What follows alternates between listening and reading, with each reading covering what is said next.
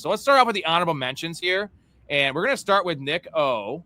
And let me get to it here. Nick O's honorable, he has 2 honorable mentions. First one, Colston Loveland, tight end 3, getting picked around the early 40s. Why do you hate Colston Loveland so much, man? It's not the Colston Loveland hate. It's the guy I can take after him, I think outperforms him, and Tyler Warren. And I'd rather wait and grab him, or wait forever and grab a tight end, because they're all the same after you get past the first couple. But what it boils down to me specifically in Chicago is, how is there so much hype around Burden, who I know is battling an injury right now but is expected to be okay, and Odunze, who I think is going to be the wide receiver 1 in Chicago. Cole Kmet's still on this team as a receiving option in 12 personnel if they want to. Ben Johnson wants to get creative with that. So it's more about the offense, the offensive styling, Johnson's high profile passing game. He hasn't leaned exclusively on a tight end, and the wide receivers there are too good to ignore, is how I feel about it. But TD, what's your take on Loveland? I mean, I was kind of interested to hear this one, like when I saw that name pop up, because obviously we don't know each other's list, but the Bears are an interesting one. And I was talking with one of my buddies from back home, and we were talking about it and just how divvied up this Bears offense could be. And after just having that conversation, like, I really see a world where we have different leaders in receptions, yardage, and touchdowns. Like, I could see Burden getting, a handful of catches, Odunze leading the team in yards, and then Loveland, being the guy they use in the end zone. It's just like you're not going to get a real consensus off of any one of these guys until, we're 3-4 weeks in. Like, I don't think there's anything to this point that's going to tell us who's going to be the focal point of that offense, or if there's even going to be one this year. That's a good call, man, because you can say the same thing about the running back room as well. Like, Swift will have more yards. Maybe Monunga has more touchdowns. Like, Ben Johnson doesn't give a shit. The bottom line is he wants to win games, but he wants to put up a lot of points. But I like Loveland a lot more in half PPR than full PPR, right? I think Warren takes a step up in full, and Loveland is the clear 3 at half PPR, because I think Warren's touchdown upside is like capped like 8 or 9, where you could tell me a story that Loveland scores 13 touchdowns this year, and Caleb is the top 3 in MVP in the Bears role, and I'm like, that makes sense. But to your point about the 3 guys, we have Vegas opened up the lines. All 3 of these players, Loveland, Burden, and Odunze, this is months ago, were all 799 yards. That was their total. So they didn't even know. But at that point, I like that makes Loveland almost more appealing. I think it's Loveland and Odunze based on price or position, where like that's why I've been fading Luther Burden. That's a fair one. You're not taking. Would you throw away ADP, because Loveland goes 14 to 15 picks ahead of Warren, so obviously you want Warren around later. If they were both going back to back, would you still prefer Warren in full PPR over Loveland? I think given Alec Pierce's injury, and given Downs is now a little bit banged up, you got Jonathan Taylor to run the ball, but what else is that offense going to be? Danny Dimes was, I want to say, QB 7 or 8 through the first 12, 13 weeks of the season. They're going to throw the ball. That's Steichen's style. That's his offense, and you don't have the receivers there to do it. I think sheer volume alone makes me want to go Warren rather than rely on the Bears to have more than a 4,000 yards passing for the first time in their history and feed 3 different receiving mouths, let alone Swift. And Caleb can run a little bit as well. So I think I'm going Warren. I like the touchdown upside in half PPR, like you said, with Loveland, but for my team build or for my mentality, I'm taking Warren, even if all things are equal. That's fair, man. I mean, the Colts thing with Alec Pierce, but let's be honest, there's a Luther Burden major question as well. Now, The Pierce ankle surgery seems worse, but we don't know. It's in the Bears' best interest to lie about Burden's injury as well. They're not going to tell us he's out for fucking 7 weeks. So, like, Loveland, that's interesting on this list, but it is pricey. But let's get to Tom's first honorable mention. We have my boy, Travion Henderson, Hendy, who, you know what, I hate. I've been slandering this guy since coming out of the draft, and a lot of people have been fighting me about it, saying I'm an idiot, even though it's come to fruition with the playoffs and the snap share. I have been taking him recently in best ball because he's fallen to, like, the end of the 5th round, which in best ball, I like it because he's a guy that's going to have some spike weeks based on long touchdowns. But redraft, I don't think I'm going to take a lot of Travion Henderson. Running back 20, why do you hate Travion Henderson so much, Tom? Yeah, and you kind of touched on it a little bit. Like his value is definitely there in best ball because he is going to have those spike breakaway 60-yard runs, and he's going to have his big plays. But I mean, all the reports out of camp to this point are nothing really positive or negative about Henderson, but everything's been glowing about Stevenson. He's still been taking the lion's share of the first team reps and the early down carries and so on and so forth. I think we're looking at another similar year to last year where maybe he doesn't struggle as much, but like running back 20 is just too much of a price to pay for a guy that's going to be forced into your starting lineup where you have to draft him, and you're not going to feel comfortable week in, week out with what you're getting from Henderson. Like you need that big play to break, and it's really just the alignment of like where you have to take him to get him. Obviously in Dynasty and Best Ball, two different stories, but in redraft, for where you have to take this guy, baking him into your lineup, and just the very real possibility of you walking away with 3 or 4 fantasy points out of your RB2 or flex spot is nerve-wracking to me. Story. I'm having a rough day. Nico, what do you got? You don't look anything like Story. He's got a clean baby face. Yep.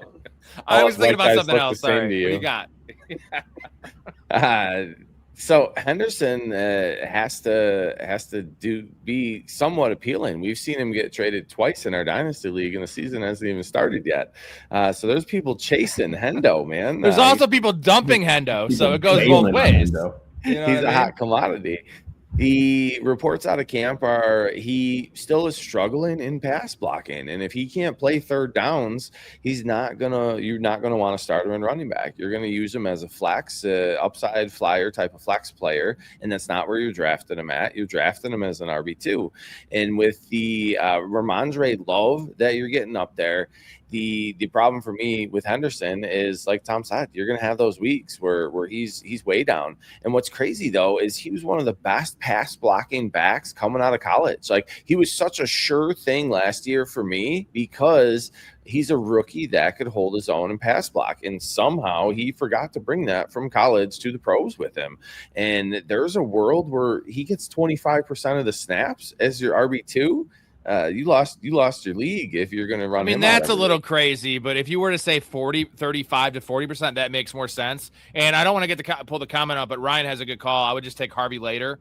Where I think Harvey has just as good of a chance to take the role as Hendy. Now, it wouldn't be as good of a role with what Hendy would get, but you got Dobbins is more likely to get hurt than fucking Stevenson. Now Stevenson has a fumble issues. Why I was distracted though, guys, when Tom was talking, he's got this nice white hoodie on, backwards hat, like just very white. We're all just very white. You have this giant beard, and I'm wearing this fucking polo. I'm like, this is the whitest. We're so goddamn white. Just accept the fact that you're white trash, all right? Take a look at yourself. You can't do backflips. You don't know karate. You're white trash. You're white trash too, dude. Look at those shorts are white trash. Do not call the shorts white trash. Dennis told me about these shorts, and they're not white trash. Look at this. Look at this. Look what I can do. What is white trash about that? Don't call me white trash. I feel like if I had that kind of mobility, I'd be capable of pretty much anything. I'm going to wear shorts like that to the draft on Sunday.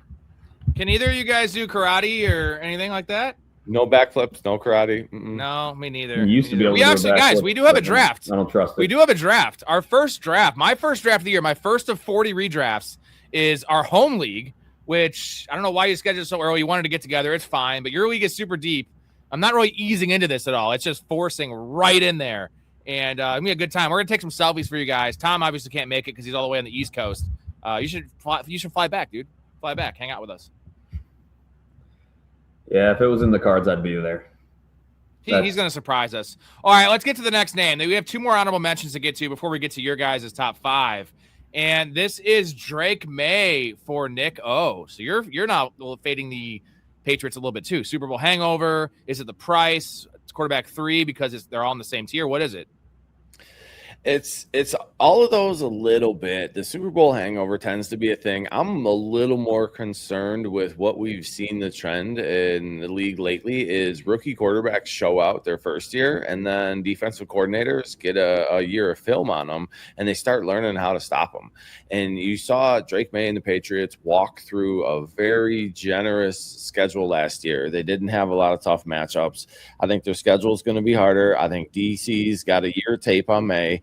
And that second year slump, that sophomore slump that you see out of a lot of quarterbacks. Can I just correct you real quick? Drake, this is Drake May's third year. We always forget about his rookie year because they were that bad. But it seems like that was his rookie year, right? He got his lumps in his rookie year. I just want to stop you there real quick. I'll give you that. Thank you. Sorry. The second, I see it as the second year of him being full year. Yeah. I see a world where he can regress given the tougher schedule. They want to run the ball. They're going to try and run and play defense. I like Vrabel as a head coach. It's not a very tough division. It's just the price that you got to pay for May. I don't think it's that much of a win. You're not going to get that many more points out of him than you will waiting and stack your running back in your receiver position and let someone else feel good about the maybe May, right? The guy that had a great year last year with an easy schedule. Tom, does the addition of A.J. Brown kind of nullify what he was mentioning, the schedule, the hangover, all these kind of things, the full year of tape? Like, he was throwing to Kayshon Boutte last year and Hunter Henry and fucking Kyle Williams and just Pop Douglas. Like, now he has, as much as we want to rip on A.J. Brown for being a moron and reading books and being a little baby back bitch, that's what he fucking is, just crying. And Justin Jefferson didn't cry at all last year. He had a way worse situation. I digress. Sorry, I feel like story with what grinds my gears. But A.J. Brown's a fucking pro. A.J. Brown's elite. He demands coverage. It's going to open up the offense. Does that nullify it for you, or are you kind of on the same wavelength for Drake May? I'm more on that wavelength with Nick than I am that it's going to nullify the whole situation. And it's funny that you brought up Jefferson, because in the same way that I was calling J.J. McCarthy a handoff merchant, I was kind of the one tooting the horn that Drake May was a bit of a schedule merchant last year. And the addition of Brown, like it's going to be interesting to see a number one guy there in New England, just because is May the type of quarterback that's going to lock into his number one target? He's never really had one at this point, so we don't really know that. Is it going to pull coverage, and is it going to allow guys like Pop Douglas, Henry, Boutte to be featured a little bit more and open up? There's a lot that goes into it, but I think I think a lot of it is just the schedule and, again, the tape. Now how Vrabel wants to run this offense. And, again, they want to be a run-first offense. And does May take a slight step back now as a rusher to be more of a, pristine pocket passer? And if that does happen, now, that rushing ability that gives him a little bit of a floor at QB3 might potentially not be there. I feel you on all those points. Here's the counter. I'm just going to give you the counter because that's what I'm here for. I'm hosting the show. I'm here to kind of poke some holes in your points. Drake May had 4 rushing touchdowns last year. Now, Drake May is a monster of a man. He's not quite Josh Allen, but he's not Lamar Jackson. This dude's huge. And 4 rushing touchdowns was low. I think his expected rushing touchdown number was like 6.5 because he had a lot of opportunities. He was just throwing those touchdowns. We saw 2 years ago Bryce Young, and he didn't even start the whole year, have 6 rushing touchdowns. You guys remember that? Bryce fucking Young with 6 rushing touchdowns. So as all the points you made about Drake May and the regression and the schedule, I understand all that. But Drake May could just have 7 rushing touchdowns this year, 8, and he's still going to be a pretty elite passer. That will soften all of the blow we're talking about with, the slump and the defense is adjusting and, the harder schedule. Like, that's in his range of outcomes. I think 7 or 8 is actually not even that crazy for Drake May. So that's something we need to pay. That is why he goes quarterback 3. It doesn't seem like a guy's going to get hurt. He's bringing in A.J. Brown, all those things, but it's the rushing touchdowns and the rushing upside. It's not going to be 800 yards, but it's probably 500 yards and 5 with the upside for more. So I think that's where this take could go wrong, Nico, is if Drake May is just like, they're in a lot of close games. He's going to have to be forced to run. You saw the Super Bowl. He was definitely a run-first quarterback because his shoulder was hurt and he couldn't throw. But that's where my thing is. I'm pretty much at consensus with Drake May. I don't want to reach on Drake May. I do have him number 3, but he's a lot closer to 4, 5, and 6 than he is Lamar Jackson, for instance. No, I understand that, and it's honorable mention, not a hard take. So anything could happen, and your view of it is definitely a possibility. Just for me, it's a little rich for my blood for what I think I'm going to get in return. Taking him end of the third, start of the fourth round. Nick's sending messages again, his little fucking notes. No, man, I finished my 5 months. So the only beers I've been drinking are in the chugs. I went on a 5-month cleanse, and now I'm back. I'm back, baby. This is not apple juice. This is actual brewski. I told you I had a rough day. Not a rough day today. I just noticed that I was like irritable, and I wasn't too nice to Erica. I was playing Xbox with my boys earlier, and I was like being kind of an ass, and that's not me.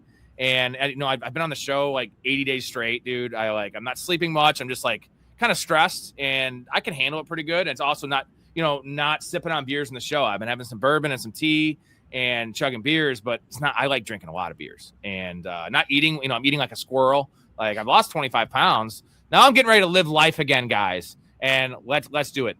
You have another name here, Tom, for your honorable mentions. It's your last honorable mention. It is Harold Fannin. We call him Harry Fanny around here. Why don't you like Harry Fanny? Oh, it's just, it's a lot of brush you got to parse through to get to, the pot of gold. Now, the way that the Browns have kind of operated this offseason, you've got a new coaching staff in there that's, they've got no loyalties to Fannin. They went out and invested 2 top 40 picks in Concepcion and Denzel Boston. So, they're definitely going to be looking to get those guys involved early on. The biggest thing for me is, first and foremost, I don't like to target bottom 5 offenses, which is very much what Cleveland projects out to be. The defense has gotten a little bit worse. So how much is that offense going to be on the field? No Myles Garrett. And the biggest thing that it comes down to for me is we don't have any sort of clue what this Browns quarterback situation is going to look like. Are they going to force, Watson to be the guy because they paid him all this money? And then how long does that last? When do we see Shedeur Sanders? They're looking for Dylan Gabriel. We very well could see Taylor Green at some point this season. So, right now we don't want that, bro. I love Taylor Green. It'd be fun to start Taylor Green in fantasy because he's going to actually be a producer, but that's going to kill everything else, even the running backs, everyone. Exactly. And Watson's got a history of not really leaning on his tight ends all that much. Sanders kind of liked him a little bit. He fares relatively well with Gabriel, but again, if Green gets in there, Green's going to be doing a lot of running, and Fannin's probably going to be stuck in there to block. And there's a lot of ambiguity around this whole situation that I think of all the players that hurts Fannin the most. All right, so you hate him. You hate Fannin. Nico, what are your thoughts? I put Fannin in a similar boat as I do Loveland, and it's more the receivers are around him that I trust in their talent, and I think the offense is going to go through them. You've heard really good reports so far out of Concepcion and out of Boston over there, and it's Deshaun Watson is going to be the starter, and Shedeur Sanders, Pro Bowl quarterback, is not going to unseat him outside of injury, and we know Watson doesn't lean on tight ends historically, so I would question what Fannin's going to be able to do in that offense that has a great running back in Judkins, 2 good young receivers. I think he's the third target in the pass game with a quarterback that doesn't typically target tight ends. But what that offense is going to be, what the offensive coordinator is going to ask out of them, and obviously, I'm talking a little shit when I say it's Watson for sure the whole time because nobody knows that. But I don't trust it for what you got to pay either. He, like I said, he feels similar to Loveland for me. I'd rather have the receivers on those teams. I think we're underrating that the Browns have playmakers now, and they had nothing last year. And Judkins is for real. You mix that with Fannin, who is a pretty elite tight end. At least he was the rookie.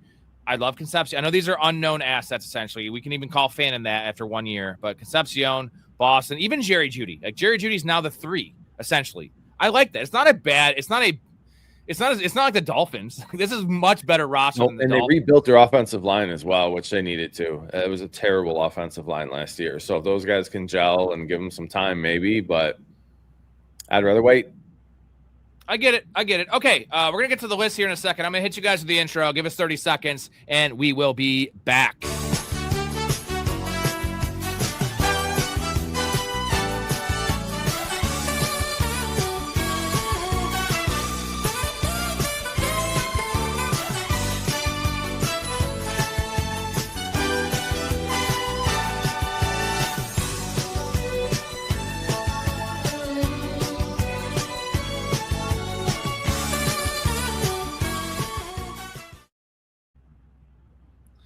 Well, this Judkins pass catching role is definitely a hypothetical. I hope it happens. I'm a big Judkins guy, and I don't want to spoil anyone's list. And there might be a Judkins cameo coming here later, and I'm gonna fucking fight tooth and nail on that one because I think it's bullshit. Before Nico gets back, we're gonna get to all the comments later, guys. Keep on putting them out. We'll get to as many as we can later. We have 10 names to get to though, but I do want to make a couple announcements. We do have one opening in our best ball league and one opening in our Superflex league. They're both slow drafts, our Fanatics league. So if you're interested in joining, you got to join the community to get in these leagues. Play against us, and I'm in every single league. I'm commissioning every single league. Never a better time to join. 50% off. Use the promo code PRO. The code PRO get you 50% off. It's $5 to get in the community just to start. $2.50, Tom. That is like less than a pack of gum, bro. And you're in the Discord. All the codes are in the Discord. You get access to all of us. Also, shout out to all of the fine people in there. The list is growing. You guys are amazing. Thank you so very much. And let's also give a little shout out to Helen Hunt, who's looking like a fucking newswoman here. And very wild stuff from Helen. Don't like that look. Don't like it. The earrings are cool, I guess. How was your piss, man? That was a pretty quick piss. It was pretty quick. I grabbed a drink as well. I don't really have to go, but since we're stopping at the gas station anyway, I'm going to go now so I don't get yelled at later. All right. Ryan says send a link. Guys, help out Ryan and how to join the community in the chat if you could so we can get on to the list. And this is the top 5 here. 5 for each of you guys. This one's interesting. This is from a Niners fan. This is a Niners fan, and this is CMC at running back 3. Nico is scared to fucking death of CMC, and even in full PPR, you're fading CMC? What the fuck, man? You gotta put some names on the list, even if you don't love it. You can't bet with your heart. It's not how you win in fantasy or in gambling. So with CMC, it's history. TD and I just had this conversation. I think I've brought it up on the pod before. Running backs that get more than 350 touches historically do not bounce back well the next year, whether it's injury, whether it's underperformance, what have you. It's typically missing games. But at his age, I don't trust him to stay healthy after the workload that he had last year. I know San Francisco's been making a lot of sacrifices to the substation of other players, but at what cost? CMC can't win the game on his own if he's got no one around him. So the concern for me, and you can't project injury, right? If this guy stays healthy, he has a chance to finish as the RB1, player 1 in fantasy again. But where you have to take him, ADP, I saw 5, ECR 8, right? He's running back 3 overall. What you have to pay for him that high in the draft, I am a little risk averse and would rather take someone that I trust to be on the field, regardless of his potential volume. He's a league winner and a league loser if he does what we think he's going to do with injury, unfortunately. Tom, where are you at on CMC? Again, we've had this conversation, and it's a real tough one to like hitch your wagon to, because when you hit that draft button at cost for CMC, it very much feels like this is going to make or break my season. And that's not a great feeling, because you're stressing it every week, waiting for that injury report to pop up. It's like, oh no, it's his calf. Now it's, a hamstring. Now it's a knee. It doesn't feel like it's a matter of if, it feels like it's a matter of when. And that's the terrifying thing of where you have to take him. But he's already sat out with tightness, and the last time he had tightness, he missed the whole season and was in Europe. Well, last year though, there were some reports of him missing practice before the year, and people like, here we go again, plays fucking 17 games. So I'm not looking at any reports. The bottom line is it comes down to confidence and how you want to play fantasy and build your rosters. I am generally safer in the first couple of rounds, specifically the first round. And I shoot for the moon later, right? Even like round 4, round 5, I shoot for the moon then.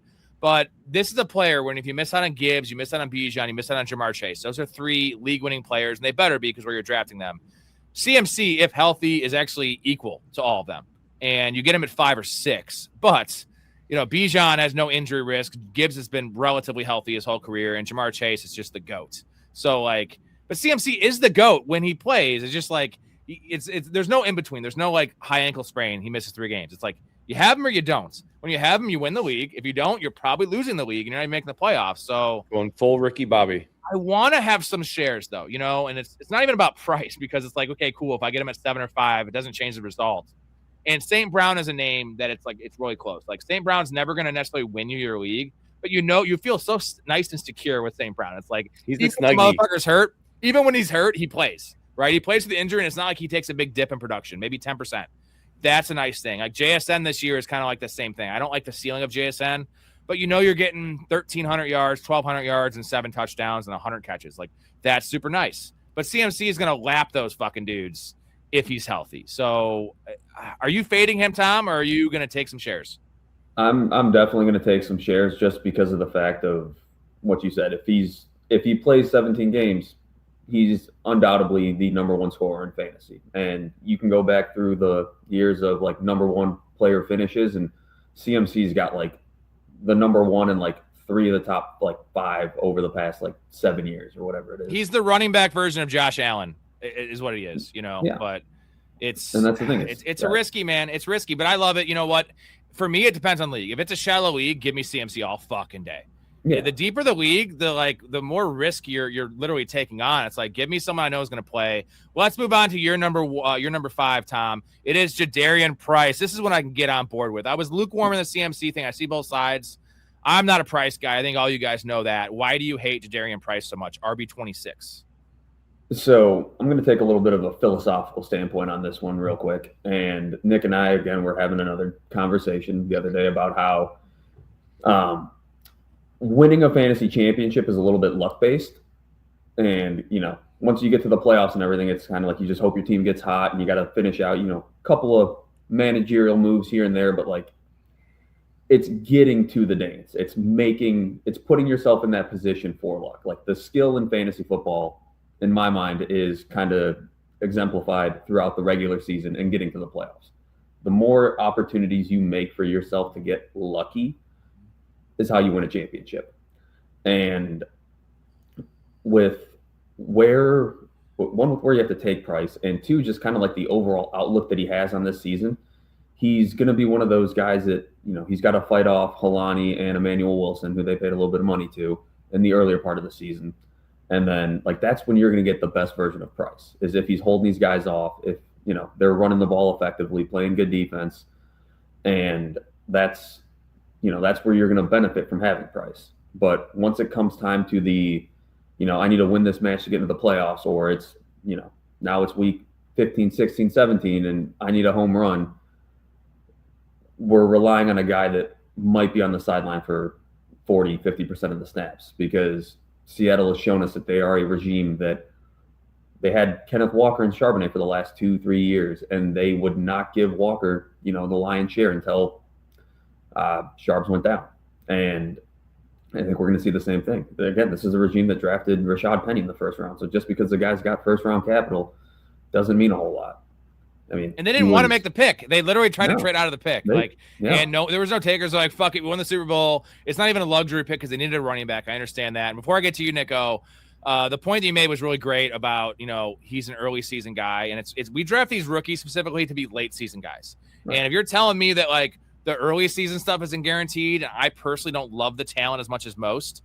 Like, I threw out a lot of Roschon Johnson vibes because it made a lot of sense. Roschon behind Bijan, Jadarian behind Love, and I think Price is a better prospect than Roschon, but not like by a mile. You know what I mean? So it's just a very murky situation. Now the price isn't crazy. It's the price on price. Look at that. That's pretty cool.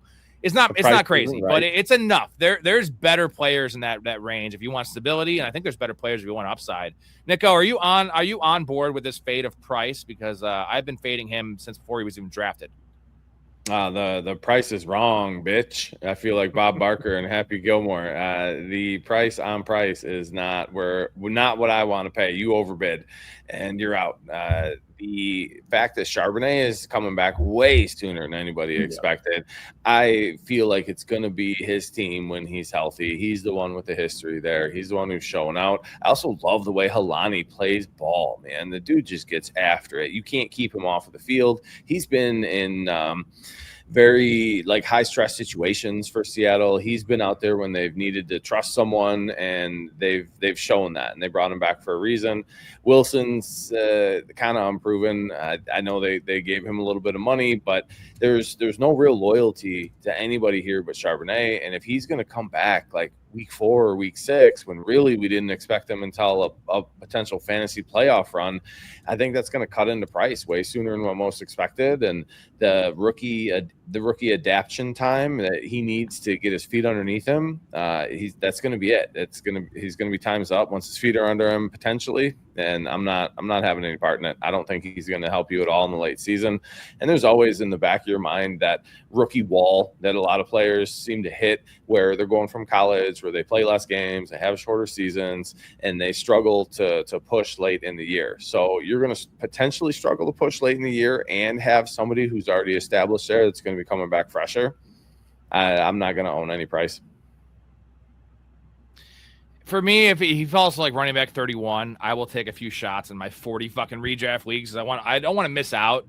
Fear of missing out is it's small for me on Jadarian Price, but maybe Charbonnet has a setback. I see the path, right? Like again, Holani and Wilson are not elite talents by any stretch, but the fact there's 2 of them is concerning, and the fact that they literally chose to pay Shaheed instead of Kenneth Walker. They love Charbonnet. There's a reason Charbonnet kept Kenneth Walker off the field. It's not just because of his dancing. It's because Charbonnet does the things that this coaching staff respects, right? They're a very conservative team. You saw that with the fact they kick every field goal on 4th and 3. They want someone that can pass protect. They want someone that's good on the goal line. They want someone that doesn't fumble. They want someone that gets what's blocked. That is Zach Charbonnet in a fucking nutshell. And Jadarian Price is not that. I'm sorry, man. He has no experience. The dude has like no touches. So it's wild. All right, let's get to Nick O's second name. Also, shout out to Ryan. Just joined the community. And you're going to get in the league, man. You're going to get in the league. I'm going to send you the invite after the show. So sorry, I don't want to be distracted sending you that. But maybe if I have a break, I'll send it to you. But you'll be in there tonight, man. I'll get you in the Discord, and then we'll talk.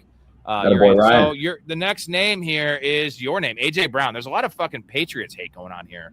And what's going on here? Wide receiver 8 for AJ Brown. I understand that. It's the declining skill sets, the age stuff, the mental stuff, which is very apparent. But usually I'll say this before I get to you, Nico. These guys, you see this with Stephon Diggs, their first year at a new destination, usually they're on their best behavior. But AJ Brown might just be out of his mind. So what do you think? Well, why do you hate AJ Brown? You've seen A.J. Brown go from Tennessee over to Philly, and he started out okay there. So your logic, right? First year, you're going to be on your best behavior type of mentality. I think he's past that. I think A.J. Brown is treading in Aaron Rodgers' mental territory. He's a season or 2 away from ayahuascas and dark caves and not using Bluetooth earbuds and shit. Like, I question the mental side of it. I don't necessarily question his physicality or his ability, but I question a lot of the same things that I did with why I'm fading May. I don't have a ton of confidence in this offense. Vrabel is a defensive-minded head coach. It seems to want to run the ball and play defense. You saw him do the same thing. When he was head coach down in Tennessee, he won, more games than he lost most seasons, but just didn't put the finishing touch on. And I don't know that this offense is going to be able to overcome the schedule, to overcome the fact that their head coach is going to want to play small ball. He's going to want to play old school ball. I don't think there's going to be a ton of points and a ton of opportunity. And when I'm drafting somebody as high as AJ Brown, I want Amon-Ra. I want someone else, someone safe. I want one of those guys. And AJ does not. Well, that's not the range, though. That's not the range. The range is Drake London. Drake London's the range. You want Drake London? Yeah, obviously. I was just saying I'd rather have Chris someone Olave? safe. Chris Olave or AJ Brown? I think I'd take Olave and London both over AJ Brown. There you go. Tom, are you fading AJ Brown as well? Because you're off this Patriots offense as well. Yeah, no, I mean, didn't really conceptualize it all that much, but when you threw up London and Olave, knee-jerk reaction was, I would much rather have both of them. And What about Devonta Smith? Well, guys, real quick, what about Devonta Smith, his former teammate, who's now the number 1 in a low passing volume offense? But let's not forget, Smith, a Heisman Trophy winner, been very damn good in the NFL, just never had the opportunity. So Devonta Smith or AJ Brown, is that close for you guys? Ooh, that's a tough one. I'm not much of a Devontae Smith truther, and I feel like you said that's not going to be a high pass volume offense either. You're not sure what Mannion's going to want to run. I think I'm going to take the shot though, and if I had to choose between the two, I think in full PPR, Smith is going to get more volume. I know AJ's got a little bit more touchdown upside, but all things being equal, depending on team build and scoring, there's always variables. Man, gun to the head. I think I'm going Smith. Like, I think I'm going to trust that a little bit more. Jesus, dude. Say somebody put a gun to your head. Said, do you want your baby to be lighter or darker? What would you choose? Why is someone holding a gun to my head It's and a asking hypothetical. what shade I would prefer my son to be? I don't know. So Why is somebody putting a gun to my head? he wants to find out what your preference is. So you're walking down the street with Will, and he snatches you into the backseat of the car, and now he's got a gun to your head. You want a lighter or a darker baby? What shade? What shade? Get away from me. What color is the guy holding the gun? He's mocha, right down the middle. Right down the middle. 50-50. You want it lighter or darker? I would say on the lighter side. Fucking hate AJ Brown though. That's wild. Like, I don't love him this year. I still want Drake London over him, but I still want him over Pickens. I still want him over Olave. Is close with the news of Tyson for sure, but I'm gonna trust Drake May. We saw Kayshon Boutte in that same role. Yeah, I saw where AJ finished the last 2 years as the one in Philly as well, man. And it ain't. But he was still pretty good, like a top 10 receiver, man. I'm out. He was still pretty good last year. They were forcing the ball. He's out. Okay, let's move on to the next name. Smith over London. I want London over Devonta Smith. I'm a Drake London guy. Even with Tua as an issue for sure. Tua, we want Penix. We want Penix in there with London, right? That's just like fantasy goodness. Yeah, you're all right. We want this Baker one's obvious. there next year. We knew this. I think you guys are fighting over this guy because you guys are both the biggest Kenneth Gainwell truthers. I think you guys want your dream. You know how they have the Make-A-Wish? Your guys is Make-A-Wish. I mean, hopefully that never happens. I want you guys to live a long time. I need you on the show. If you had to make a wish, it'd be to bang Kenny Gainwell or to get banged by him or something like that. A three-way to Kenny Gainwell. That's what we're going to do on the show. The last episode ever of this show is just a three-way with Nick O, Tom TD, and Kenneth Gainwell, and then we get canceled. But it'd be well worth it and great theater. Tom, Bucky Irving, running back 23. I'm seeing an Eiffel Tower with the real Kenny G playing saxophone behind us. And Bucky Irving's wife in the corner watching. Oh, filming for this channel. All right. What do you got, Tom? You hate Bucky Irving. Running back 23, though, is a pretty fair price for a guy we saw be a top 10 running back as a rookie with only like 14 or 16 touches a game. It was not a giant workload, but that was with Liam Cohen. Yep. And Cohen is not there anymore, and they tried to give him 20 touches a game last year, and he broke, and obviously the size and the injury concerns are a big thing, and he had that whole weird thing when he was coming back with like that mental block that, the coaching staff was saying like he wasn't mentally ready. No, it wasn't a mental block. It was like a mental health issue, which I think it was tied to him not being able to play football, and he's done his whole life, and that's understandable, but that's also another concern. Go ahead. Right. But then, you've got the steady decline in production, the 5.4 yards a carry year one down to 3.4 the next year. And you saw it last year. He'd already pretty much relinquished that short yardage goal line opportunity to Tucker. He didn't have a single carry inside the 5 last year. And that's insane. Goal line touches, dude. Wild. And, not gonna sit here and praise Kenny G any more than I already have on my last show that I was on, but it's already sounding like he's got a role or a grip on that passing downs role. So it's like, what does that really leave for Bucky? And you're drafting him as a low end RB2, but it's like he's profiling as a flex at best in my mind. I mean, the talent's good. So here's you made a good point. So here's the concern.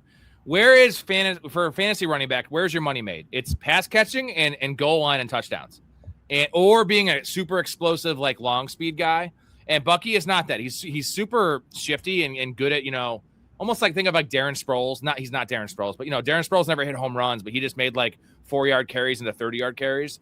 But Kenny Gainwell is a better pass catcher than Bucky Irving. Sean Tucker is a better goal line running back than Bucky Irving. But Bucky Irving is the best running back on this team. Would we all agree with that? Like, as much as we like Kenny Gainwell, like Bucky's still a better all-around running back than Kenny Gainwell.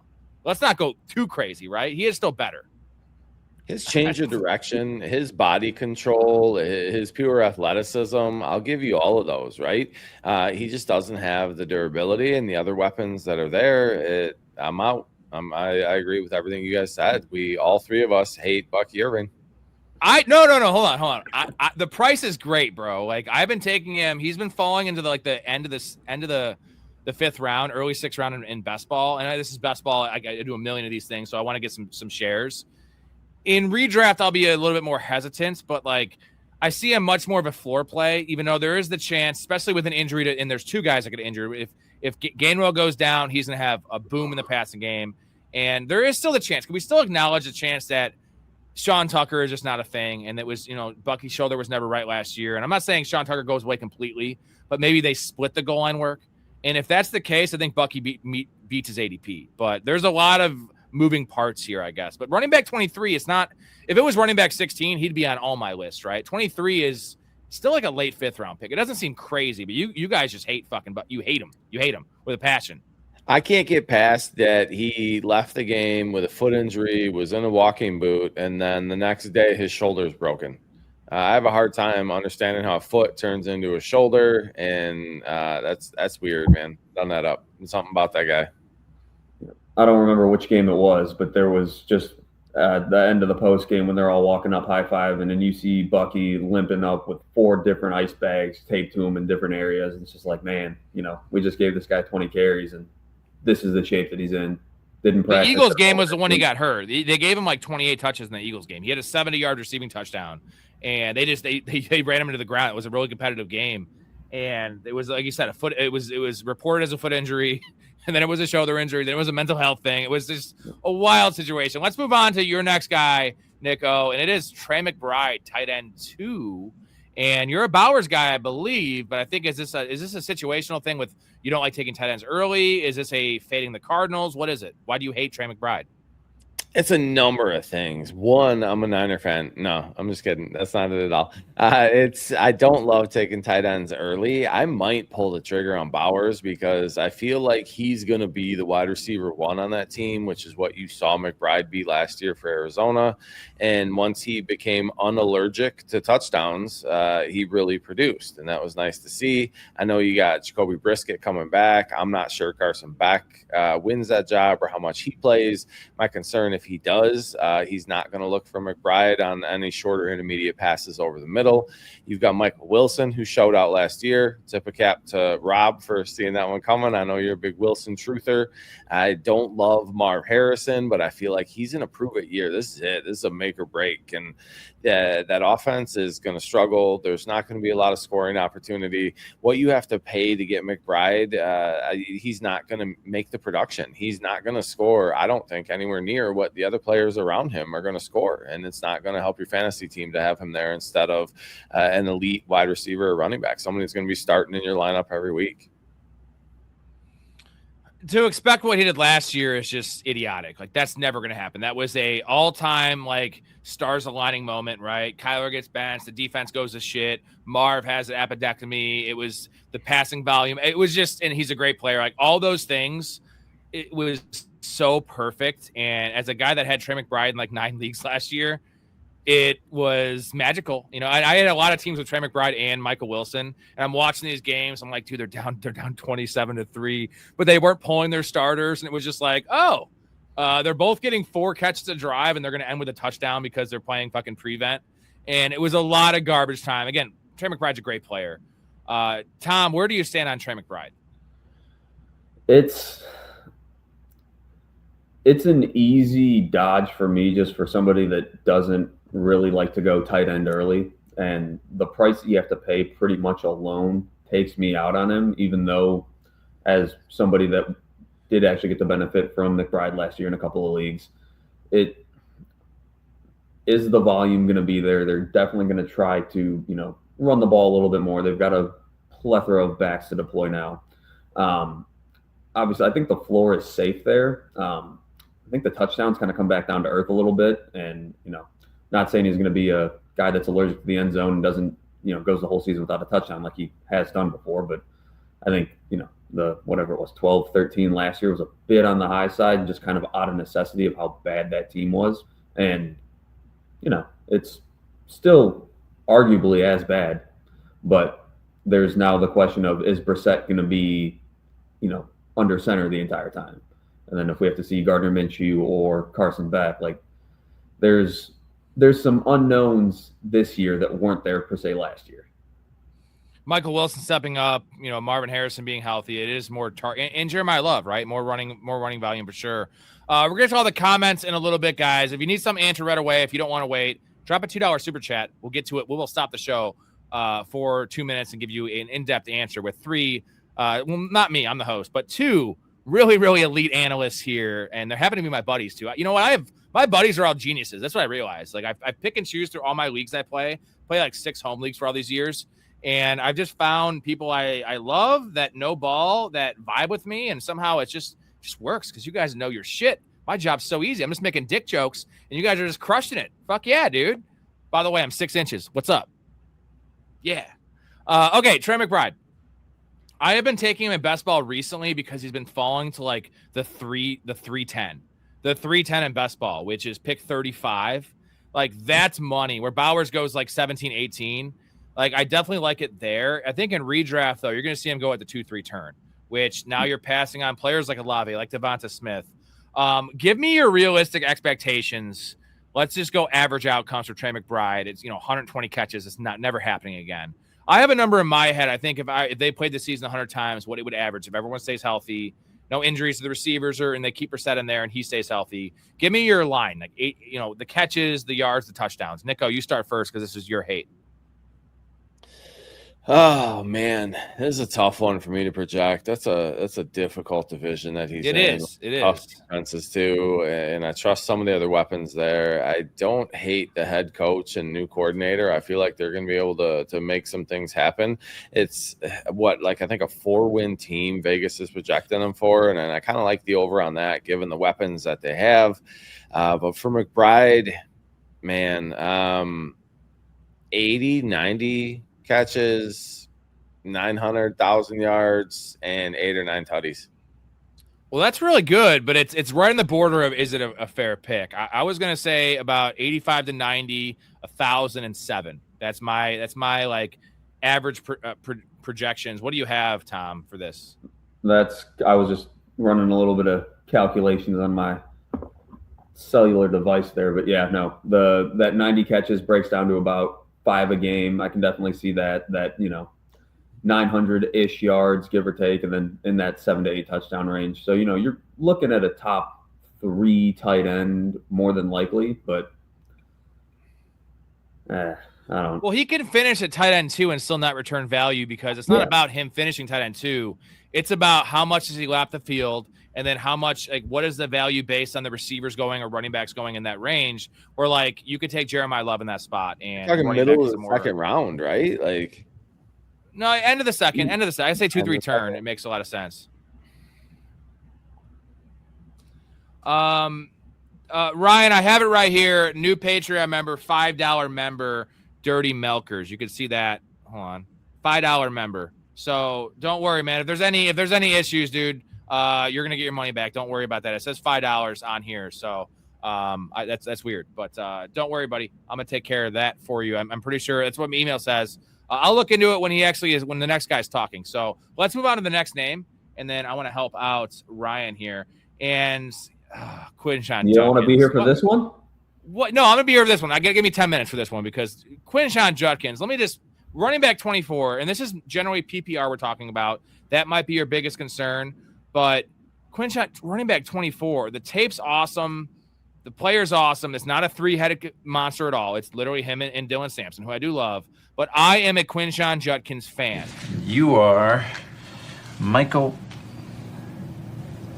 Bolton? Yeah. Is that your real name? Are you any relation to the pop singer? No, it's just a coincidence. Vic, I'll be honest with you. I love his music. I do. I'm a Michael Bolton fan. For my money, I don't know if it gets any better than when he sings "When a Man Loves a Woman."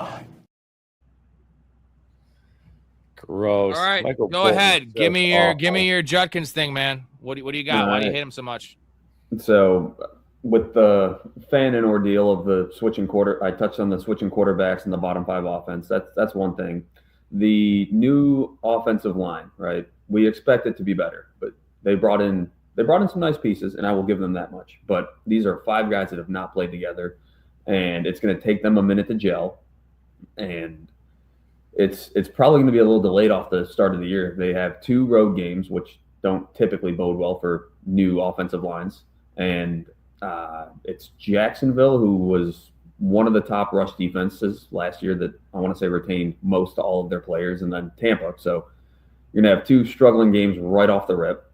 He wasn't a hyper-efficient runner last year, and obviously I know that line wasn't getting him a lot of yards before contact, but even post that, it wasn't anything flashy. And that was when he wasn't coming off of a season-ending fibula fracture that I don't remember where I saw it or whatnot. I think I was listening to a podcast where they mentioned it, but somebody did a study of, running backs coming off of fibula fractures, and there is a noticeable decline that next year. So that scares me a little bit. And you touched on Sampson, and again, we're talking PPR here. He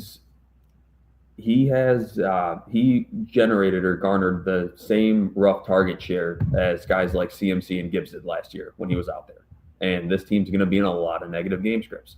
So I think we're going to see a little bit more Sampson than we're really kind of expecting to this year, just because Judkins is, for all intents and purposes, the guy. He was last year. He got that full workload, and it netted him RB 26 last year with that full workload. So, I mean, I feel like with where we're having to draft him, we're drafting him at his best possible outcome. I don't really see him finishing above running back 20. Dude, he missed all of preseason last year. That offense, I'm not saying it's much better this year, but I actually know what I'm saying. It's much better this year because, dude, Dylan Gabriel played like 8 games last year. That dude is he's as tall as you, dude. 8 games this year. No, dude, Shador is going to play. Watson's going to play. Judkins averaged 19.6 touches a game. And I understand that isn't a great argument because he was like running back 25 last year, but you think his volume's going to go down? No fucking way, bro. Quinshon Judkins is the easiest smash of smashes this year. He's going to have 22 touches a game. You don't want running back 24 on your team that has 22 touches. I don't care what the volume, what the efficiency is. I don't give a shit. 22 touches.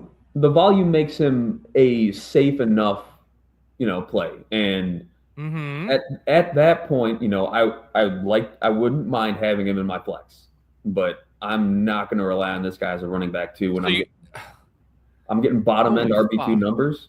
No, yeah, that's where you're drafting him, and that's the floor. He has more to grow. Do you like the player or do you hate the player? I got to ask you this first. Do you hate the player or something? Because Quinshon Judkins, watch his film. He's a fucking man, dude. And that's the thing is I like the player. I hate the situation.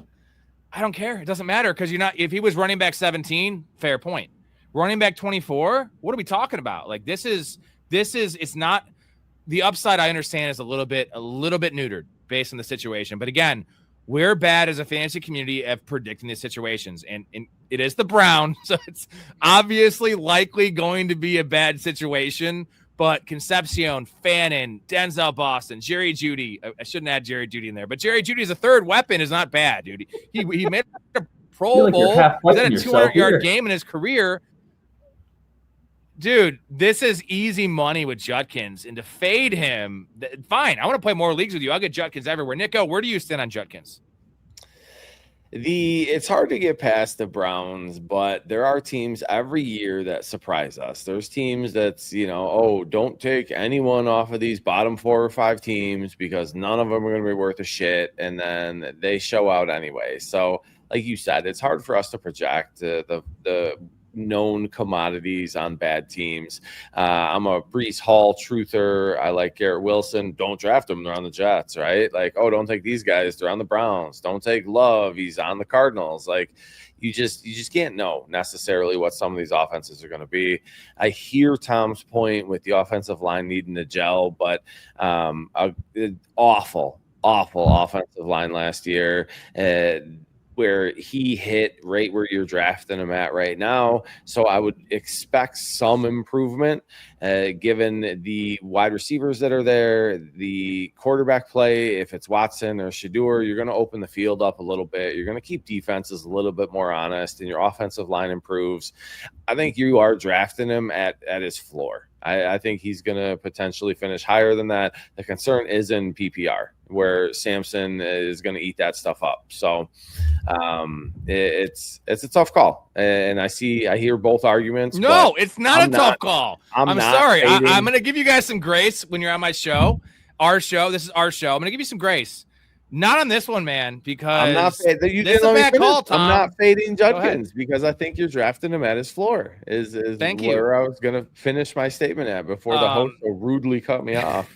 Spencer Fanu, monster, definitely graded better in run blocking. He's a mauler. Austin Barber, also a mauler. So they're going for a run heavy approach. Again, I love Dylan Sampson. Like, I draft both Dylan Sampson and Judkins in best ball. I want to talk to Sampson. Climbing to the moon like that bitch Alice Cram. It's just, you told me you liked the player. I don't know what happened to my screen here. You told me you liked the player, and that's where I'm confused. If you love the player, it's the volume. Like, what do you project for his? He doesn't hate the player. He hates the game. Now, the fibula point was fair. Now, that is a fair point. I think I didn't know that one either. Good call. Good dig on that. That's the only. Well, we saw the injury. It was a nasty injury. That's the only one. It's the Pacheco parallel. But Pacheco came back that same year too early. This is enough time. I absolutely hate this one. I just gotta say, and it's not just because I love Judkins. It's just the price point. This is just to get a running back.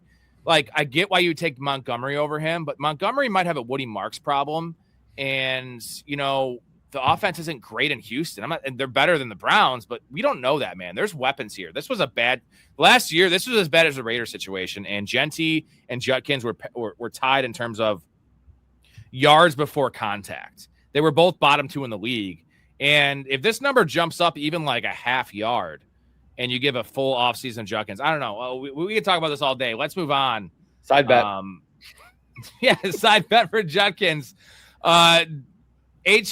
Devon A-Chain for Nick O, running back 10.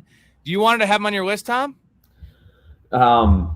So, again, Nick and I, we didn't discuss who we were putting on our list, but we did a little bit of like verbal karate and kind of deduced a little bit of, like, that was kind of how I figured Bucky wasn't going to be on Nick's list, and he wasn't originally going to be on mine, but I couldn't not go a podcast without slandering Bucky Irving, so I had to throw him on my list. But I'm very happy to see A-Chan on here, because the last time I was on the show, I tried to do not. I love it. No, I did enough shoveling dirt on A-Chan the last time I was on the pod, so I'll give the shovel to Nick. It's not a big load to lift here, right? For me, burying A-Chan isn't that hard given what you have to pay for him.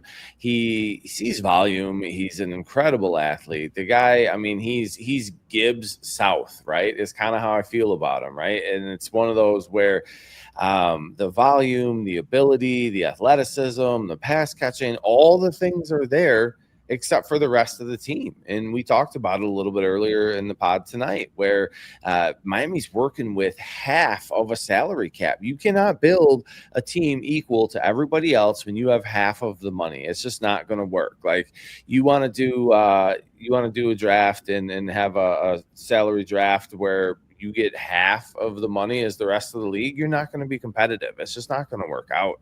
I think Malik Willis is going to run the ball there and take some of that work away from him, and they're going to be playing from behind. I don't think you're going to be a lot of handoffs or a lot of running. He's going to get his catches. I like him enough in PPR, but that offense, that scoring opportunity as a whole, I'm distancing myself from what I have to pay for him. He looked pretty good in the preseason today. But I told you Chase Daniels looked real good in the preseason today too. So you guys both hate A-Chan. Let me give you some names, and let's just do this as a full PPR. You know what's weird? is we think of A-Chain as like a ceiling play. I actually think of him this year as a floor play, especially in PPR, like just volume, right? The touchdowns are not as important in PPR. And I do this. I go back and forth because I'm not really a Hampton guy either. And I want to say Hampton over A-Chain just because of offensive environment. But there's concerns in terms of Keaton Mitchell and Kamani Vidal and what is his snap share. Like, we have no concerns of A-Chain, like, besides him losing some goal line carries.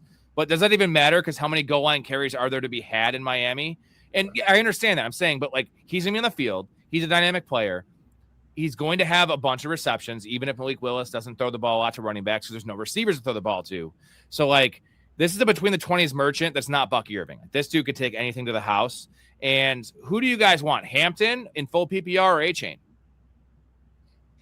I almost put Hampton on this list as well. We had some discussion about ADP versus ECR regarding Fantasy Pros. And at ADP, I would have put Hampton on this list. At ECR, I chose not to. So I am not the Hampton truther that everybody else is. And he's in the same doghouse for me, where I don't love the opportunity. I don't think he's going to be the workhorse. I don't think he's shown me enough to where I want to take him that high. Achane has at least shown me his ability, and on a not great team over the last year or two, the volume in PPR and the home run ability, and nobody else there to take work away from him, where I'm a bit of a Keaton Mitchell truther, as well as you saw McDaniels come out and say he's going to run all three running backs over there. And it's a whole different offense that's going to be able to move the ball a lot of different ways, where I think the entire offense is going to have to go through Achane until he breaks. And he's shown very good durability given his size. So I'm going to take Achane over Hampton. So you should just switch this to Hampton because Hampton goes ahead of Achane on ADP, but not in ECR. Like that was part of my issue, man. Right. Okay. I know. I get it. Tom, how do you break this down? Achane or Hampton? Because Hampton clearly has top 5 upside in terms of at running back, just based on this offense going boom there in LA, where I don't, besides the ability and like 7 long touchdowns from Achane, it's just not going to happen. But the floor is way higher because there's a chance that we're literally getting like a 60% snap share from Hampton. And like, that's not getting it done, brother. Like 60%, no thank you. At that point, give me Judkins, bro. No, I mean, we kind of touched on the offensive environment, and, you know, we have to see Malik Willis break this whole consistent chain of not wanting to throw to the running backs. Also, not going to stand for the besmirchment of Dallas Cowboys great Jalen Tolbert. All right. We're going to put that aside. He is a receiver on the Dolphins. South Alabama, 2nd-round pick. He was terrible. I hated him. But nonetheless, he was a Cowboy. But no, it's close. It's closer than I would like it to be, just because that PPR floor should be there. And it is definitely more the ceiling aspect that I think Hampton has in spades in that offensive environment.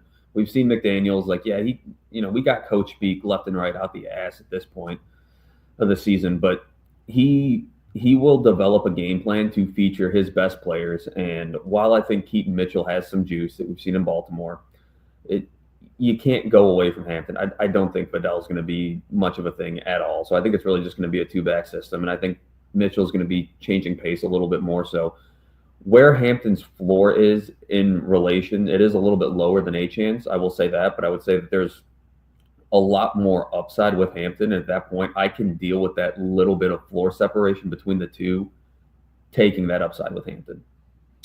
Ryan has a good call here. By the way, Ryan, I emailed you. I'm a man that can do a lot of things on the show and still give you good information. 3 emails, double checked everything. You only charge $5. So I gave you the invite as well live. What up, baby?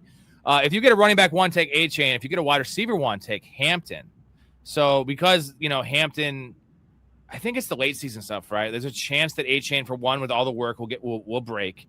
And why would they play him later in the year? And I know Story will say coaches do dumb shit, which makes sense. New coach not wanting to, he's going to try to win because he needs to keep his fucking job. These NFL teams will fire you in 2 years if you are not winning. And the Jets are about to fire. Coaches are idiots. He hates. Oh yeah, coach. That's right. I do like that point though. Is if you have an RB1 already, take Achane because it'll soften the blow of potentially him missing time. But that makes a lot of sense. Let's move on to the next name here. and this is Tom's name, even though you guys both shared A-Chain essentially. Rashee Rice, wide receiver 12, going at the 2-3 turn. Why do you hate Rashee Rice? I mean, there's a million reasons you could list, because he's a bad person. He's a moron. He never plays football.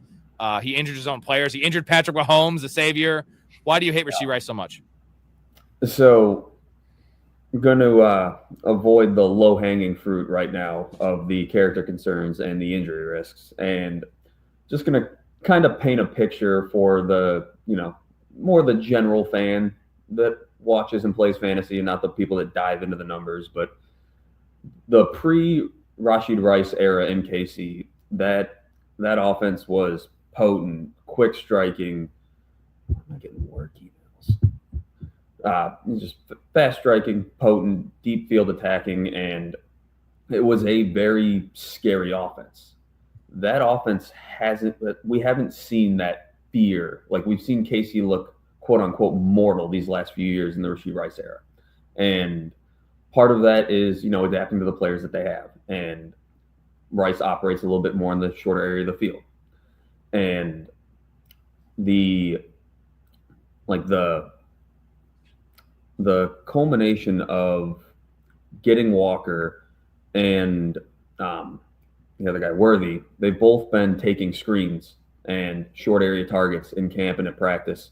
And right now you've got two guys that you need to get the ball to. Like, Walker has shown that he can be a good pass catching weapon, and Worthy is explosive with the ball in his hand. So yeah, we'll manufacture touches for him.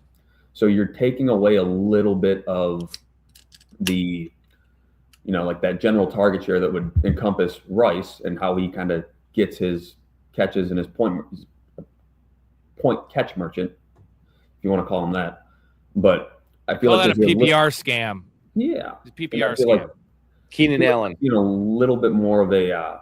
We're going to see a little bit more of a shift from KC as like a more balanced offense and a more efficient offense, which is going to just deflate the volume and the opportunities for Rice to just rack up those little catches. And then you can tie it back to the, how many players do you want on your team that were nursing surgery recoveries in jail? He has not looked good. I don't know if you guys seen any film. It has not looked great. It's looked labored. And Rashee Rice's talent's never been great. The role has been great. And he's very good with the ball in his hands. Guy is way below average in terms of beating man coverage. Very good against zone with that cookie cutter role. But this is a little fear of missing out, because Rashee Rice on a per game basis, Big Ray with a $10 super chat. Give me a second, buddy. We'll get to this, take a little break in the show. And we're going to love a couple guys here with Big Ray's comment. Get some love players for you. It's per game basis. Rice has always been a wide receiver 1. It's just, and your concerns were actually not even as much injury. It was more like you think a step back in terms of the role. And that's a concern, because the biggest concern should be availability. And real quick, for Big Ray in here, the best availability. Right here. The best availability is availability. Big Ray. This is the fucking words from a genius. And the availability for Rashee Rice has not been there. And the film, though, I mean, I know he's come back from the injury. He was in jail. He looks a little fat, looks a little slow, and he was never great to begin with. I've been on this hill for a while, and people are like, you're an idiot. Rashee Rice is great. I'm like, he does two things. I read the stat. I saw it's Ian Hartnett, who I follow on Twitter. Great follow. He had it. He put it. It's a video. It says all Rashee Rice receptions of 24 plus air yards. It was an 8-second video because it was one fucking play. One play of 24 plus air yards his entire NFL career with Patty Mahomes, which, it's not all bad, because it's like he's done all this with little fucking 3-yard A-dot plays, because he's good with the ball in his hands. He's a monster, and Mahomes is great at getting the ball and being accurate. But that's super concerning. Give us your thoughts, Nico, on Rashee Rice before we get to Big Ray Super. Rashee Rice right now, like you said, you look at the film and it's been manufactured touches. It's been short game things, really low A-dot. He's almost Debo-esque at this point. And you're going to try and do your best to get him some work, and you can't just continue to hyper focus on one guy and think the defense isn't going to take that away. Granted, Kelsey's 86 years old and not going to take a lot of work in the short game over the middle, but Worthy, I think, takes another step forward. More so, it's Ken Bone, Tiny Dancer, K9 Walker that is going to get leaned on. They're going to have their best running back and the best run game that you've seen Andy Reid and this Kansas City Chiefs have in years. And you're not going to need to manufacture 3-yard passes to Rice to compensate for not having a run game. And I think his volume comes down. And the whole rehab in jail part, fixing your leg on prison time or jail time is not a recipe for success, in my opinion. So I'm very out on Rice. And something that I just thought about when you were going on there is how much like the ADOT's going to factor in with again, what I think is going to be a little bit more of a stylistic change in KC. Like they're going to be running the ball a lot more. Walker's going to be more efficient. So defenses are going to be a little bit more apt to walk another safety down into the box. And now they go play action. It's like, oh, well, now there's another guy in Rashee Rice's passing lanes. Like that's a realistic outcome in my mind. All right, Big Ray for the $10 holler. I would chug for this one. Hello, gentlemen. Love seeing you all. Please give me 2 to 3 guys you all like that are below ADP or above ADP. Let's make this a positive conversation because this whole show is about shitting on players, and your guys' hate list can be a combo of both. Hashtag get raid. Oh, and Ben Johnson, Caleb and company ready to take off. Touch on the Bears real quick, guys. Give me your over-under win total. Give me the number the Bears are going to win this year. Oh, man. The Indiana Bears are going to have a solid year. I think you're going to see the first quarterback throw for over 4,000 in Indiana Bears history. I think you have 2 really good receivers that are going to light it up. I don't have a ton of faith in Swift or Monungai, but I do in Ben Johnson. And I think that defense takes a step forward. Losing Kobe Bryant on the back end of that defense is a tough pill to swallow. That was a bit of a weakness on the back end for them last year, just kind of having safeties and corners fight through injury. So if the rest of them stay healthy, I see a world where Chicago is the second best team in the NFC North. Notice I came back to Chicago there. Don't hate me too much. But it's I think 11 wins, man, is where I got them at. Ooh, Tom, what do you got? Yeah, no, I've definitely got them cracking that double-digit threshold for sure. And even, agreed very much. And I know we've talked a little bit about the Bears and some of their other weapons and just the fact that they have the ability to attack you in a multitude of different ways. And I'll even lean a little bit more where Nico was kind of fading a little bit on that running game. I think Swift is going to have another big year. And I haven't done all of my breakout player projections, but I've done most of my team projections to this point, and the Bears favored out pretty well in the running category when I had them fully statted out. They're one of my top 6 or 7 teams as far as total rushing yards coming, and that's obviously Caleb included. But as it stands right now, I'll just give you guys a little insight.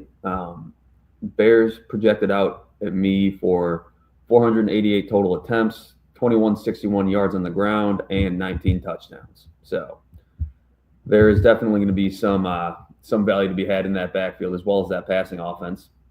And I'm excited. I'm going to own a handful of Bears this year across my leagues.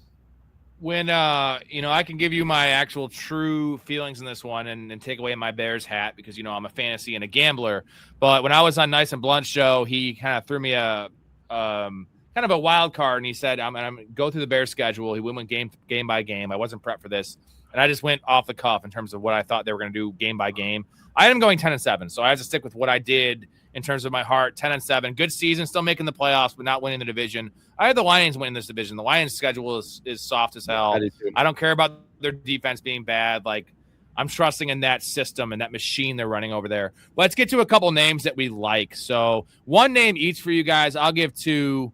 It can't be Kenny Gainwell or the guys who talked about. Give us someone else that you love and you will reach on here. I'm going to start with you, Nico.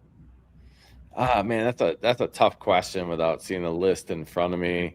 Done a few mocks. We got our draft on fucking Sunday. You're doing mock drafts? Yeah, 450 best balls. Get fucking real, bro. Mocks are a hoot. The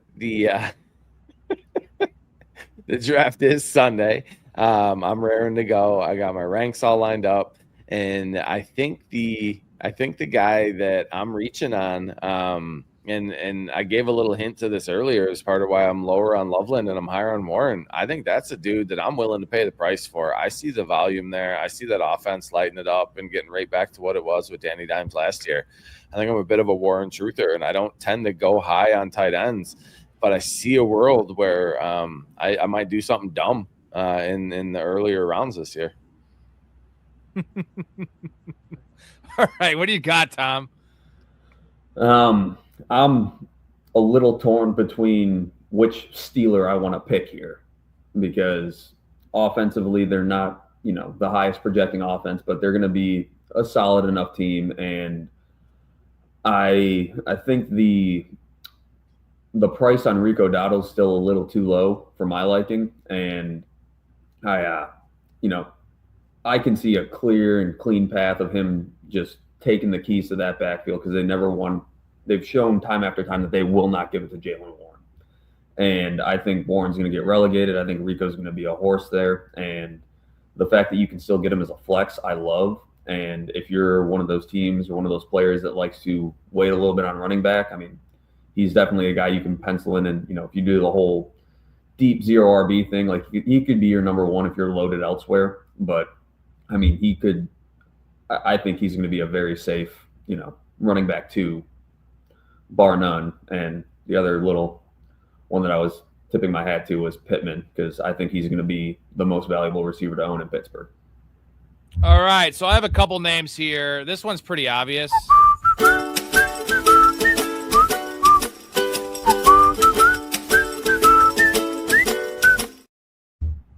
But more of a best ball thing, although in my deep public leagues where there's no trades, there's 8 bench spots, everyone takes a backup tight ends. I am fine with Hawkinson way above ADP, but I'm going to give you a couple names here. Shaheed is a guy I think could vault into wide receiver 3 territory. He can draft at wide receiver 50. Love him. And I think the dip on Alec Pierce in redraft, if he's now going on the bench, then that's perfect because I don't need to start him. And Alec Pierce is the number 1 there. Alec Pierce is a baller. That's a guy that, in best ball, I've tapered off a little bit because I don't want to lose the early season production. But if you're telling me he is my 4th receiver and maybe even not 5th receiver, but if he starts going in the 90s or 100s because there's some negative news, I don't give a shit because I actually want that because I want Alec Pierce for the end of the season. And ankle injury is not a soft tissue thing, right? He might be hampered all year, but he's not going to get re-injured. When he comes back, he'll be on the field. That dude is such an athletic freak. I know it's wild because he's white, but he is an athletic freak. I know you guys would like that one. 80% of Alec Pierce is still 100% of most other players. The role is awesome. I think they're going to use him more creatively. They have to. They have to justify this insane contract they gave this guy. And I'm kind of high on the Colts offense based on how low I am on this defense. And, Daniel Jones, it all looks good. So that's one of the guys for me. And then if there's anyone else, I would say give me Tet McMillan. I think Tet McMillan is prime, end of the 3rd round, early 4th round. Like there's an argument where I could be like, he should be up there with the 2-3 turn guys with Rashee Rice and with Devonta Smith. Like, yeah, Coker's awesome. I love Coker, but if they start using Tet McMillan in the slot, even like 20%, dude, he's going to crush souls. I don't care how bad Bryce Young is. The schedule's tough. 6.5 win total implied by Vegas. Like, they're going to be losing a lot of games this year, and Tet McMillan's going to have a fuckload of targets. That dude's going to catch touchdowns. So that's my answer. Appreciate you, Big Ray. Guys, tomorrow night you're going to see Big Ray on this program drafting. We have a sleeper draft, a community draft set up 10 p.m. Central, and then we're going to do some best ball after that. So Big Ray's still in here. Appreciate that. We're going to have a good time and get kind of crunked. Let's get back to this list. We have a couple names. We have 2 names left on this quick list. Little PSA. If you're a Jadarian Price truther and you're going to draft him, do yourself a favor and draft Alec Pierce to have on the back end when he doesn't exist. Ooh, that makes a lot of sense. Look at that. See? That's some good thinking. All right, next name here. And this would be, is this yours, Nico? Lamar Jackson? Yeah, it's Lamar. So you hate Lamar and you hate Drake May? Is that what you're telling me? You're waiting at quarterback? Are you into Josh Allen? I tend to wait at all the onesie positions. Allen will get you right where you need to be based on where you draft him. He does it every year, but I'm not doing it. My concern with Lamar is a number of things. One is end of the third round is where he's going at. And I don't want any part in that versus the other players that I can take right there. Based on his history alone, we're starting to wonder about age. We're starting to wonder about injury. But for me, it's more Todd Monken leaving that team and not knowing what this offense is going to be. You're going to ask Lamar to be more of a pure passer than you ever have before, is what it sounds like, is what it looks like. And I like Zay Flowers, but there's not a lot else I like in the pass game there. Mark Andrews is 82, like 4 years younger than Kelsey. And I don't have a lot of faith in him. I don't understand why they let Likely walk. Henry's just never going to end or walk off the plateau. Like he's going to keep doing his thing. He looks like a monster. And I'm concerned given Lamar's pass ability. I liked Monken when he came in there, and I liked how he opened up the offense, and he got Lamar as a better passer than he's ever been. But I think Lamar was a product of that offense. And I'm concerned going forward that you're not going to see the rushing, and the pass production isn't going to be there outside of Zay, and you're not going to get a return on your investment. He's not going to get you the points you need to take him in the middle of the third round. It's not middle of the third round, but it's. Is it not? Where's he going? I mean, underdog right now, ADP 55, so that's fifth round. So ADP home leagues will probably get up there. Yeah, was 41, but ECR is 31 on Fantasy Pros, and yeah, that's why these lists are so hard to do, because there's so many different ways, and I'm just going off what I've seen on best ball drafts. But best ball is different. I understand that people will push up quarterbacks in terms of home leagues because you can't pair three together. I understand that. So let's call it like early fourth round is probably for Lamar Jackson. I think that makes sense. Tom, are you off Lamar Jackson too? Because it comes down to health. If Lamar Jackson's healthy, he will. I'm not saying he doesn't have to beat his ADP. He can finish at quarterback 2 and still be a value, because the gap between him and Drake May, the gap between him and Jaden Daniels, whoever else is quarterback 3, should be substantial. And there's still a world if he beats out Josh Allen. It's risky because he doesn't play every game typically, but Lamar Jackson has these MVP fuck YouTuber seasons, and he's right at that threshold with a scrambling quarterback where it could be over, but it could be the last remaining year. And people are talking a lot of shit about Lamar Jackson, including Nick O here. I'm willing to miss. I'm willing to miss a year and be out early, given what I think he's going to do. And that's a fair way to look at it. And the rushing aspect has always given him a very, very polished and very safe floor. You've seen like the rushing inside the 20 go down a little bit. So like the touchdown upside isn't really there as much. You don't see as much of the read option play, and that's more of a product of the offense and trying to make him more of a pocket passer, which has been successful to this point. I mean, that I don't think it's far-fetched to say that the guy was struggling to throw a football when he came into the league and has leaps and bounds from that.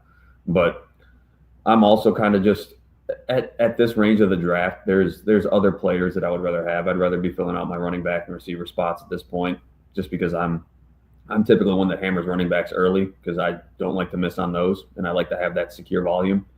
And usually, 4th, 5th round, if I'm not taking my flex running back there, I'm trying to backfill my receiver position, and Jackson just doesn't really fit into the equation. All right, sorry, a little distracted. I don't want to miss out on Lamar Jackson's MVP thing, right? It all depends on where you're getting him. It all depends on, third round. Fuck no. If he bleeds in the 5th round, Nico, and in the 5th round, are you into Lamar Jackson? If it's early 5th round, let's call it pick 51. Depending on team build and if I've done something, where I feel comfortable with my starters, where I feel safer, then maybe I'll take the risk there. But given the assignment and going off the list he was at 31, man. And that's just, there's no chance that I'm touching him that high. So I'd start considering him in the 5th round. If I got a value at a tight end position, go ahead. I was going to say, if I got a value at a tight end position where, again, kind of just doing a little team build exercise in my head. If I got a running back or two that I like and got a tight end at a good enough value where I can kind of like supplement my receiver position, I would probably look at Lamar just to be doubled up on those onesie positions and have that positional advantage, but that would kind of be how it would need to fall for me.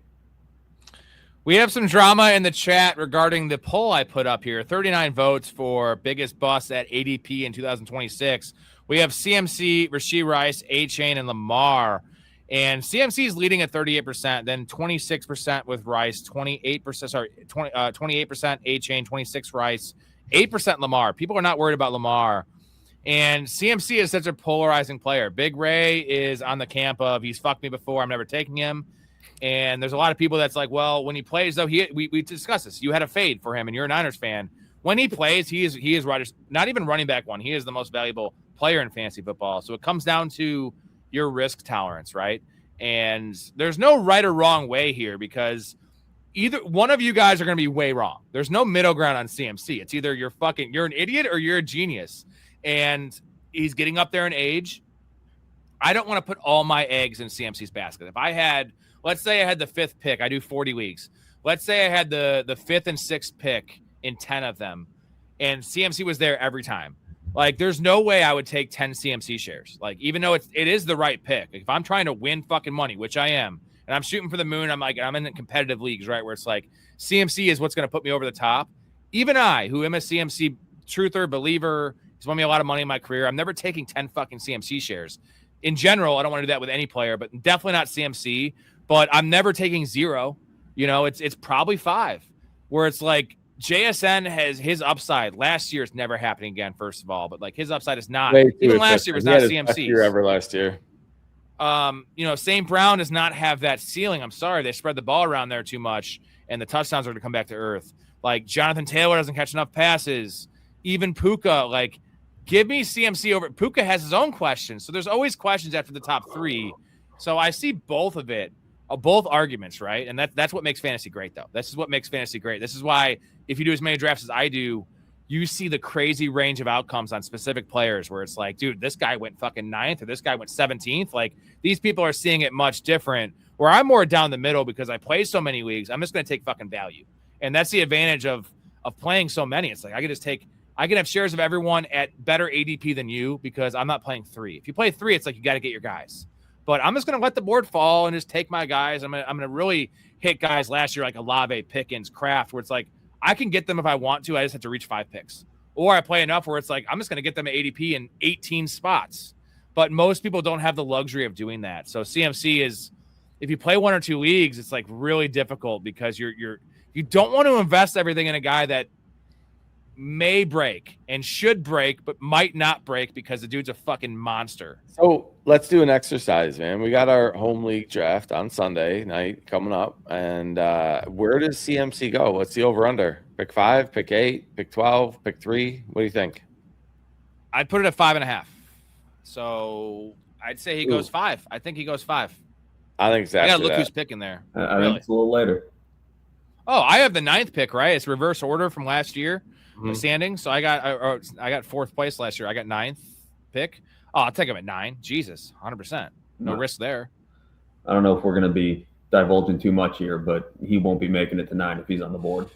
What do you have, Tom? What pick do you Pick have? 8. I finished ahead of you last year, bitch. Suck it. Suck my dick. What do you have, Nick? Number 1 because you got last place? I got 11 because I got lost in the ship to my little brother. yeah, damn it. I lost the history. I've been in your league. I've been in your league since 2011, man. That's before I really even knew you. Before I even really knew you, I knew of you, right? Friends of the family, but I didn't really know you. I never met you in person. That's a long time. I only have like 2 or 3 championships. Remember how for that stretch I called myself I'm the fucking Bills? I had 3 straight second place finishes in your league. But I think I've made the playoffs all but like 3 years in your league, but I only have 2 championships. That's kind of a microcosm of me as a fantasy player. And maybe that's not really the biggest endorsement of me in this channel. I make the playoffs every fucking year. You can pencil it in, Nico, but like I just place. I'm always like 2nd or 3rd, and that is money though. That is money. The hard part is getting your ticket to the dance, man. That's the hard part. The rest is luck. No, the hard part, the luck part comes in the fantasy playoffs because it's a 1 week sample. The hard part's getting there. So not for me. I always make the fucking playoffs. That's what I'm saying. It's like I got to get the luck part. That's down, why you're right? a professional. You understand the hard part. You don't have the luck part. I'll get it. Yeah, I met Erica. My wife's awesome. I got lucky there. And I got she you gets two hard. fine gentlemen on the show. You know what I mean? Like, I got lucky here with all you guys in the community. Let's move on to the last name, though. And it is Brian Thomas, wide receiver 32. Tom, is it a Parker Washington thing? Because fuck that. Is this a crowded room situation? Is this a hate on Trevor Lawrence? Why do you hate Brian Thomas so much? So it's a little bit of everything, honestly. You know, how much does Jacksonville feel the need to feature their number 2 overall pick that they kind of mortgage their future for in Hunter? How much is he going to play? They made the trade last year for Jacoby Myers, and he's been a solid guy at what he does consistently. Strange has proven to be a relatively consistent and safe tight end. And then you kind of hit on it, the Parker Washington breakout. You can't put that cat back in the bag. He's out there, right? And I can hear it now. Well, Brian Thomas Jr. broke out his rookie year, blah, blah, blah. Well, I will counter argument that with the fact that the quarterback that he broke out with isn't on the team, isn't throwing him the ball. Mac Jones was the one that saved Brian Thomas's year that year. And he was having a solid year. But in 10 games with T-Law, 37, 607, and 5, 133 fantasy points in PPR. 7 games with Mac Jones, 50 catches, 675, and 5, 150 points. So 53% of his points came in 42% of the season with Mac Jones. Trevor Lawrence does not love to throw to the outside, and that's pretty much what we can project to be, Brian Thomas's role. Everyone else is going to be kicking into the slot, a lot of. Well, they just said it. They just said it. They came out with the report that he is playing X, which is nice for his snap share. But you're mentioning the role. The role is the issue because it doesn't match up with Trevor Lawrence and what Liam Cohen wants to do. Nope, not even a little bit. I mean, you go back and Christian Kirk had 133 targets that year that he got to Jacksonville, and he cracked 1,200 yards. Evan Ingram had a 144 target season with 114 catches. Like, there is that too.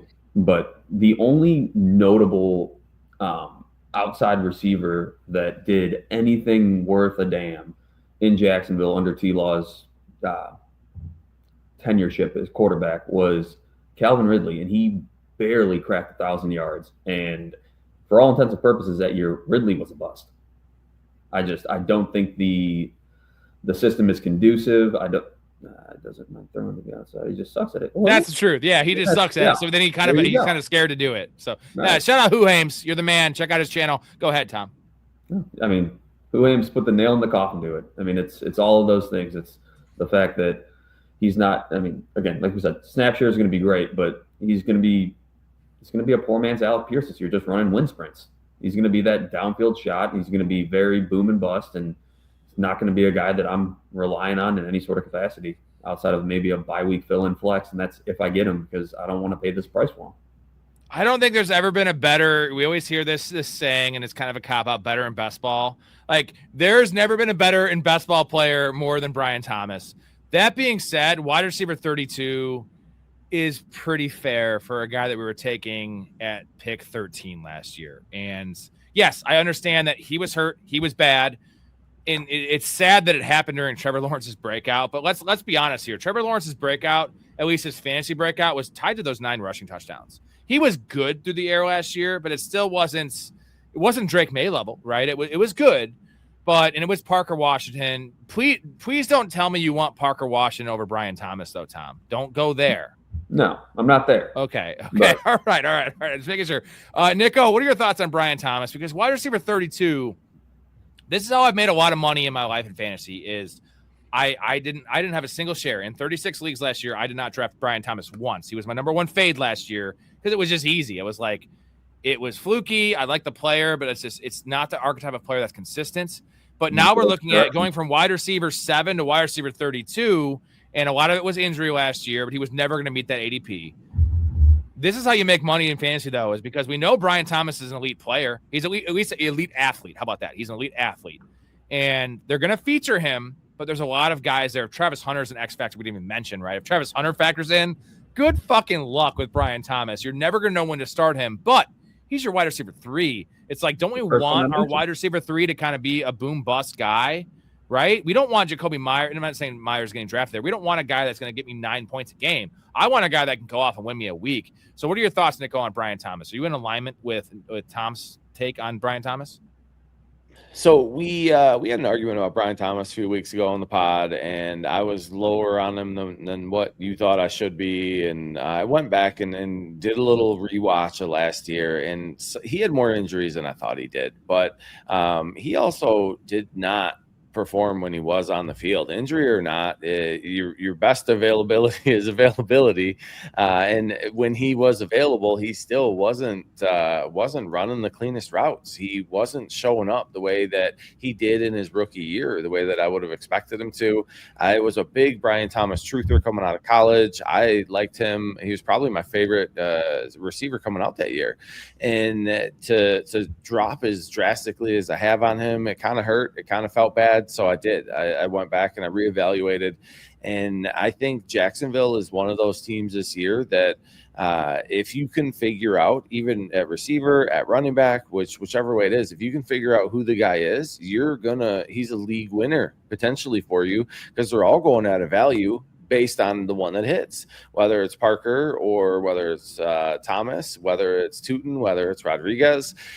Some of them are going to outperform their position. Just good luck figuring out which one. And like you said, if it isn't a clear one at the receiver or the running back position, you're sharing the workload, and good luck figuring out which week to play them. It's going to be a tough team to figure out. So in a flex, yeah, I'll take Thomas in a flex all day, and I'd be fine with that. But I don't want him in my starting receiver spot. Dude, it's not just the wide receiver room. Like the report today of Quinn Allen having a locked-in receiving role, which we all knew because they trust him as a pass blocker at 21 years old. But like the running back room is murky. You know what the answer is? Brenton Strange. We should just draft Brenton Strange. We know that motherfucker's running every route at tight end, but we know that we want to buy into this offense. So it's just really weird. And real quick, guys, I just want to say I love the spirited debate in the chat regarding CMC. You know what I end every show with? Love your life, stay positive, and respect each other. You guys you're teetering on the line. It's fine. Again, this is our show, not just my show. It's all the community members. It's the guests. I love heated debates. This is what makes fantasy great, but let's just not teeter the line too much. And there was no personal attacks. You know what I like, man. And y'all big boys is all I got to say. So actually fucking feast on each other, motherfuckers. Feast on each other. And CMC is that type of dude that's going to cause these discussions. And then all you have is a stupid fucking San Francisco banner up behind us. I don't want to see this shit, Nico. It's why he goes to the bathroom fucking 3 times a show. A, he's old as shit. And B, he wants to show off. You know what? I don't see one up there. It's like 1881, 1884. Yep. I don't see anything in a long time there, Nico. He's doing this to flex his stupid Niners. I should just take his camera off. Simple Jack, the story of a mentally impaired farmhand who can talk to animals, was a box office disaster that many critics called one of the worst movies of all time. Got a good brain. I think you've got a fine brain, Jack. You make me happy. But now the question is, can speed